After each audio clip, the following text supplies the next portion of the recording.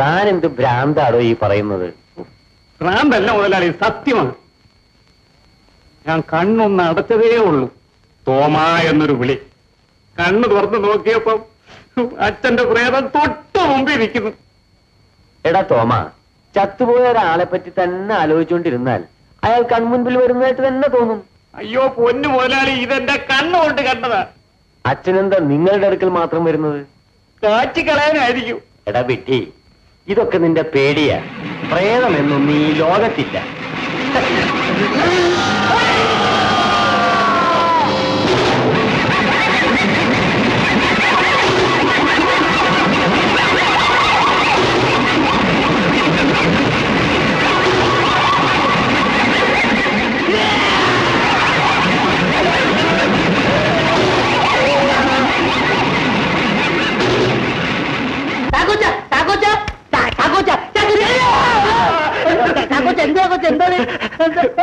അച്ഛന്റെ പ്രേതം ആ മുറിയിൽ നിന്ന് ഇറങ്ങി വന്നു. അവിടെയോ? കാക്കണേ. അയ്യോ, ഈ മുറിയെ പ്രേതത്തിൽ കാണുന്നില്ലല്ലോ.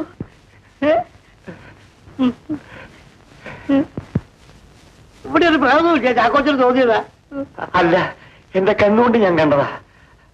ഉണ്ണിയും തോമയും പറഞ്ഞിട്ട് ഞാൻ വിശ്വസിച്ചില്ല. പക്ഷേ ഇന്ന് ഞാൻ കണ്ടു. എന്നിട്ട് എങ്ങോട്ട് പോയി അറിയില്ല. എന്താ കുറിപ്പേ ഇവിടെ നിലവിളി കേട്ടത്? ചാക്കോച്ചനാ നിലവിളിച്ചത്. കാരണം അച്ഛന്റെ പ്രേതം ഇവിടെ വന്നു. നോൺസെൻസ് എന്നാര് പറഞ്ഞു? അല്ല, എന്റെ കണ്ണുകൊണ്ട് ഞാൻ കണ്ടതാ. ചാക്കോച്ച, അത് പ്രേതമായിരിക്കില്ല. അച്ഛന്റെ വേഷം കെട്ടി ആരോ നമ്മളെ കബളിപ്പിക്കുകയാണ്, കേസന്വേഷണം കുഴപ്പിക്കാൻ. എന്തോ എനിക്ക് വിശ്വാസമില്ല.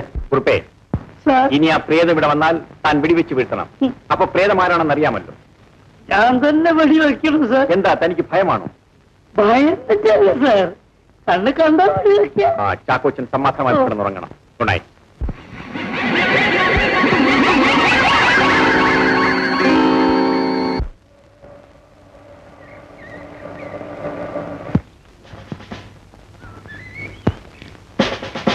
അമ്മേ, അമ്മേ. എന്താ? അശ്വതി സ്റ്റേഷൻ വരെ വരാൻ DSP അദ്ദേഹം പറഞ്ഞു. എന്തിനാ? പീറ്റർ ഇന്നലെ രാത്രി അറസ്റ്റ് ചെയ്തു. അശ്വതിയെ ചോദ്യം ചെയ്യാനാണ് സ്റ്റേഷനിൽ വരാൻ പറഞ്ഞത്. ഞാൻ വരാം. മോളെ, അമ്മ പരിഭ്രമിക്കണ്ട. പീറ്റർ നിരപരാധിയാണ്. അത് തെളിയിക്കാൻ എനിക്ക് സാധിക്കും. ഞാൻ പോയിട്ട് വരാം അമ്മേ.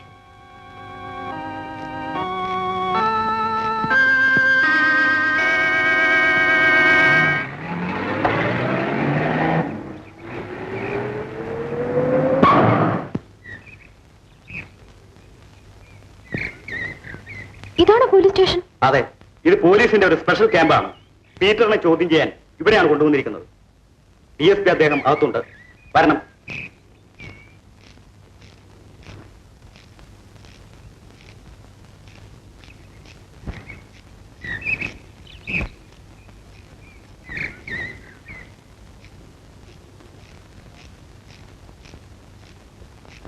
സാർ, അശ്വതി.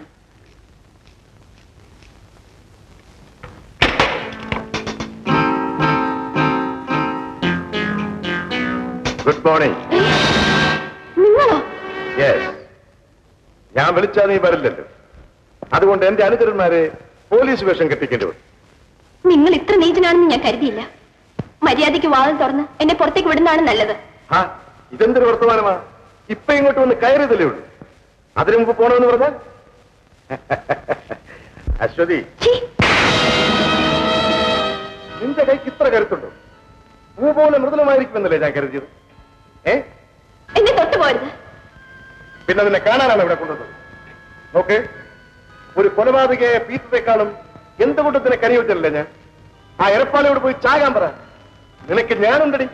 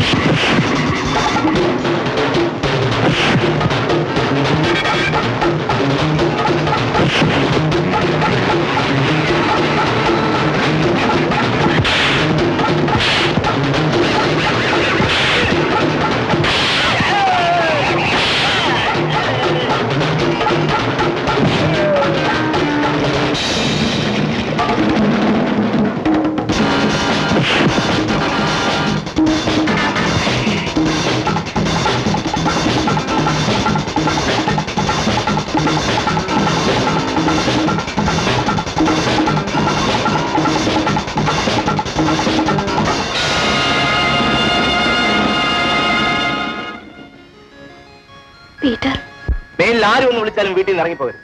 പീറ്ററിനെ അറസ്റ്റ് ചെയ്തെന്നും DSP ചോദ്യം ചെയ്യാൻ വിളിക്കുന്നെന്ന് പറഞ്ഞുകൊണ്ടാണ് ഞാൻ വന്നത്. ശരി വാ. അശ്വതി ഒന്ന് തിരിഞ്ഞു നിന്ന്. എന്ത് ചെയ്യാൻ പോന്നു? ഈ ഹെഡ് കോൺസ്റ്റബിളിനെ ഞാൻ വസ്ത്രാക്ഷേപം ചെയ്യാൻ പോകും. ഇവന്റെ വേഷം എനിക്ക് ആവശ്യമുണ്ട്. തിരിഞ്ഞു നിന്നോ, തിരിഞ്ഞു നിന്നോ. ഇതെന്തൊരു മനുഷ്യനാ?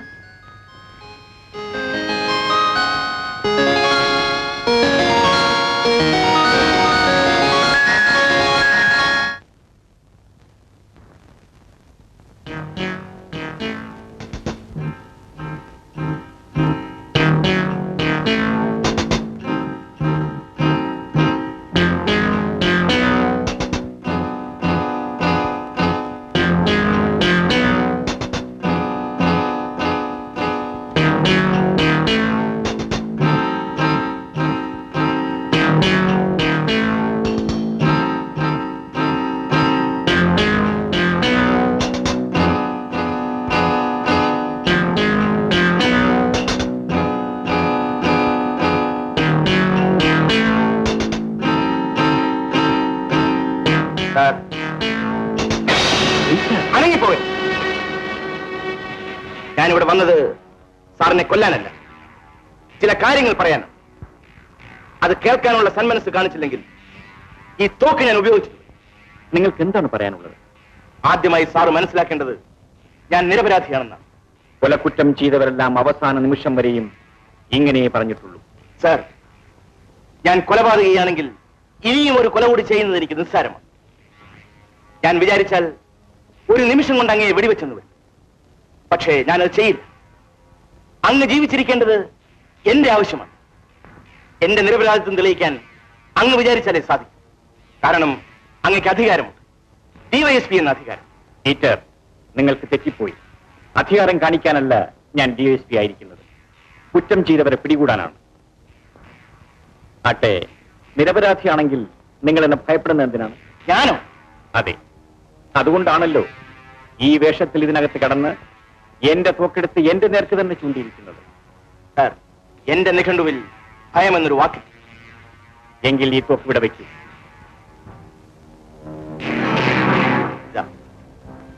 ആ, ഇനി പറയാനുള്ളത് പറയും. ഞാൻ നിരപരാധിയാണെന്ന് എത്ര പറഞ്ഞാലും അങ്ങ് വിശ്വസിക്കില്ല. എന്റെ അപ്പന്റെ കണ്ണിൽ പോലും ഞാനാണ് കൊലപാതകം. പക്ഷേ ഞാൻ നിരപരാധിയാണെന്ന് തെളിയിക്കാൻ കഴിയുന്ന ഒരാളുണ്ട്. ആരാണത്? ഉണ്ണി. അവനെ പുകപ്പുരയ്ക്കെടുത്തൊരു മരത്തിൽ ഞാൻ കെട്ടിയിട്ടിട്ടുണ്ട്. അവനെ പിടിച്ച് ചോദ്യം ചെയ്താൽ യഥാർത്ഥ കൊലപാതകി ആരാണെന്ന് മനസ്സിലാവും.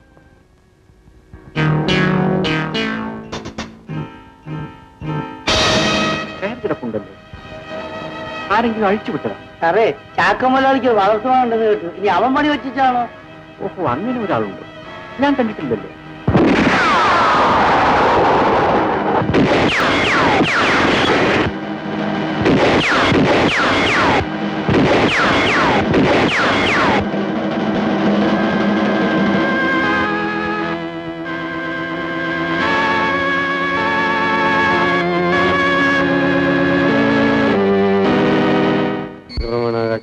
സർവ്വതം കയ്യാണ്ട ഭാവം തമ്മിൽ വിശ്വസിക്കുന്നേ.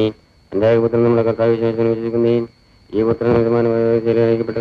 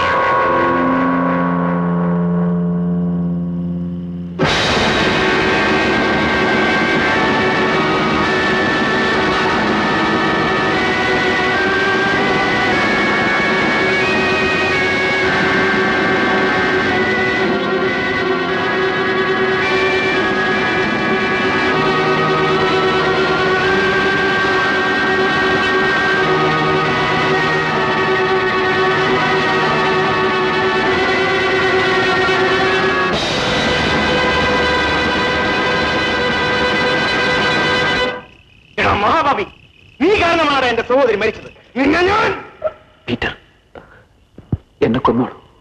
ഒരു നിമിഷം മുമ്പേ മരിച്ച് എന്റെ ആലീസിന്റെ അടുത്തേക്ക് പോകാൻ കൊതിക്കുന്നവനാണ് ഞാൻ. പക്ഷേ വിശ്വസിച്ചാലും ഇല്ലെങ്കിലും ഞാൻ പറയുന്നത് കേൾക്കും. എന്താണ് ആ പട്ടി നിനക്ക് പറയാനുള്ളത്? പീറ്റർ, ചെയ്യാത്ത കുറ്റത്തിന് ഘോഷിക്കപ്പെട്ട എത്രയോ നിർഭാഗ്യവാന്മാർ ഈ ലോകത്തുണ്ട്. അതിലൊരുവനാണ് ഞാൻ. ഞാനല്ല എന്റെ ആലീസിനെ കൊന്നത്. നീ അല്ലെങ്കിൽ പിന്നെ ആര്? പറയാ. എനിക്കറിഞ്ഞൂടാ. ഞാനും ആലീസും വിവാഹം കഴിക്കാൻ ആഗ്രഹിച്ചു. വിദേശത്ത് പോയി വന്നാലുടൻ എനിക്കിഷ്ടപ്പെട്ടവിടെ തന്നെ വിവാഹം ചെയ്തു തരാമെന്ന് എന്റെ അപ്പൻ സമ്മതിച്ചു. ആലീസിനെ കണ്ട് യാത്ര പറയാൻ കഴിയാതെ ഞാൻ പുറപ്പെട്ടു. പക്ഷേ വിദേശത്ത് കാലുകുത്തിയെന്ന് മുതൽ എന്തുകൊണ്ടോ എന്റെ മനസ്സ് അസ്വസ്ഥമായി. ആരെയും അറിയിക്കാതെ ഞാൻ മടങ്ങി വന്നു. എയർപോർട്ടിൽ നിന്നും പെട്ടികൾ പോലും എടുക്കാതെ എന്റെ ആലീസിനെ കാണാൻ ഞാൻ നിങ്ങളുടെ വീട്ടിലേക്ക് ഓടി വന്നു.